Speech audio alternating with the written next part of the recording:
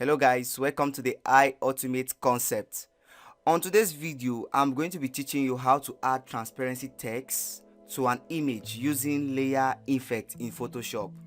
So let me go right into my system so I can show you how you can be able to do that. So the first thing you have to do is to launch your Photoshop application. Then you are not creating a new document, although maybe you are working on a project, you can actually create a new document, but I'm just showing you specifically how you can be able to add transparency, and not just transparency, also add a stroke to that text. Now I'm going to open a new a new document. So what I have to do is just to click and open. Okay, now it's open, and this is what I'll be using for the job. Now this is what I'll be using for the job. So the first thing I have to do is to first of all go and duplicate my layer, and I'll turn off one. You see, turn off one.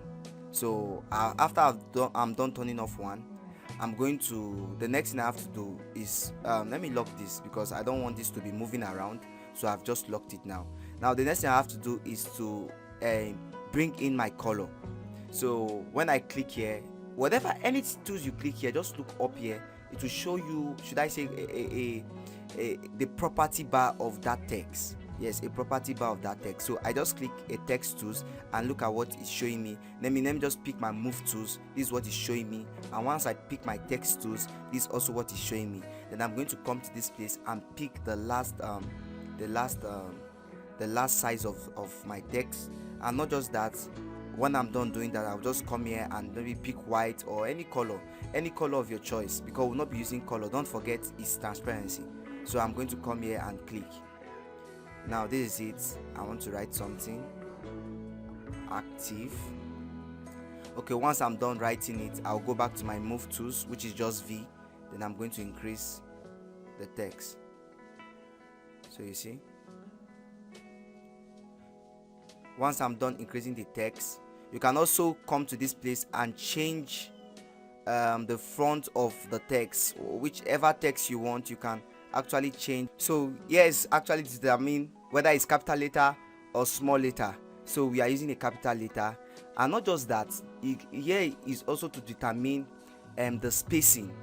Here is to determine the spacing between one from each direction. You see, this is the spacing. So you are saying, I'm just showing all of this, but if you want to learn more about how to use all of these tools, there is a tutorial I've done for it. So let me just increase this. So once I'm done increasing it, now what I have to do next is to come down to this my FX, because I want to just add some effects on it. Now the first effect I'll be adding, or before I add an effect, let me first of all tell you about something. Now there are two different tools we are supposed to add to this place. Number one, the opacity, and number two, the fill. Now let me tell you the difference. Opacity does the same work with the fill, but they are different. Now opacity have a way of fading both the stroke and also the inner. Like this white now, don't forget, we want to turn this into transparency, but we don't want it to affect the stroke. So opacity affects both the stroke and the inside color of this text. But the fill tools only affect the inner and don't affect the stroke.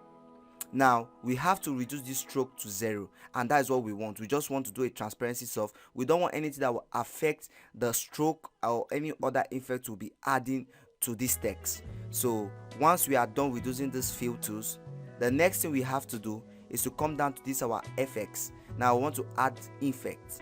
Now we have to add the drop shadow first. That's the first effect we will be adding.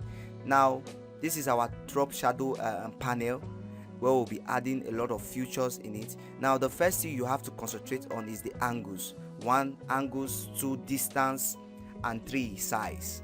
So take note of that. Now the angles, I would love to use 180 for my angle. Now when I'm done, I can use let me just say 65 as my as my opacity. You see the drop shadow tools now. Now my distance, I can use 18. Let me use 18. And for my size, let me use 18. You see, we are making sense. Or for my size, I can use 50 if I want to. Now you see, you can see the effects that's adding. Okay, let me just zoom in a little bit. What I have to do is just to press my Z and just Z, and you see you can zoom in to whatever you want. You see Z enables you to zoom in. Okay, now let me just reduce this. So now let's go back to our effect. So I'm going to come down to drop shadow. Now you can see this is what we have been doing. This is the opacity. Now opacity, this is the work. It helps to, you see, it helps to bring out it darkens the shadow you are dropping behind the image. Now once we are done putting this opacity, the next thing we have to look forward to is to add our stroke. Now this is our stroke. You come to this place and click stroke. Now this is the stroke panel. You see it's different from our drop shadow panel. Now the stroke panel, we can change any color of our choice, but we'll be using white on this tutorial. You see how I wish we affected the opacity from the beginning, which is this place. You couldn't have been seeing this stroke as sharp as this. That's why I told you there are difference between when you add a fill tools and difference between when you add an opacity from the beginning. Now what I have to do next is to increase the size. Maybe I can just increase it to, okay, 8 is very nice. You can see how 8 makes it look very unique. Then you can also reduce the opacity. You see opacity of the stroke, but I just want it to be sharp, which is 100%. Now once I'm done with this, you can see it's making sense. Now you can see that the image is kind of reflecting on the text, but we are not yet done. Now the last thing we have to add is the gradient overlay. Now this gradient overlay is very nice. When you are done coming to this gradient overlay, this is the panel. Now you see this is the panel, and I don't know how your own panel might look like, but I know you will have same thing like this. Now what you have to do next is to come to this your blending mode.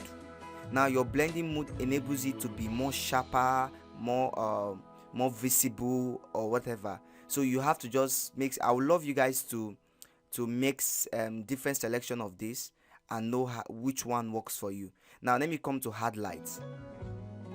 You can see how hard light looks on it. Now let me come to color bond. You can see how color bond look to it, but we are changing this color to this. You can see black and white.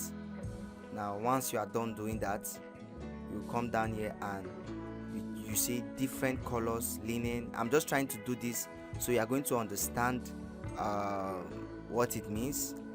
You see it's giving its effect, different kinds of effects. You can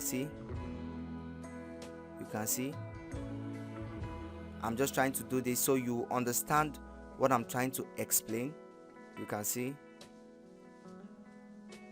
see different designs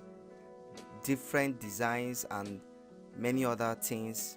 So you actually use this for your design, but I'll be putting, maybe I can put soft lights. Let me use soft lights for this project. So I'm just going to increase the opacity of soft lights. You can see how it makes it look super unique. Now once I'm done, let me remove all these effects so you can see how it looks when I put in any of these features. You can even try this again and see what kind of features were you putting. You see, before you start applying, you can see how it makes it looks. And I know you guys have seen some of these, like exactly this one. People have actually used it to do design. I've been wondering how did they come across this as simple as this. But let me go back to my soft light, then activate my drop shadow. You can see how it looks. I've activated my drop shadow. Once I'm done activating my drop shadow, I'm just going to activate my stroke. And you see, once I'm done activating my stroke, I'll just press OK, and let me look at my project. Now you can see we have actually added an effect. You see, Just let me zoom in. Now you see we have actually added a very nice transparency effect on this text. So guys, this is what I have for you guys for today, and hope to see you in the next video. Please do well to always subscribe to my YouTube channel, and always send me inbox message on any assistant you want me to do, or any tutorial you want me to do next. I'll be always here to hear you out. Thank you. I remain the I Ultimate Concept.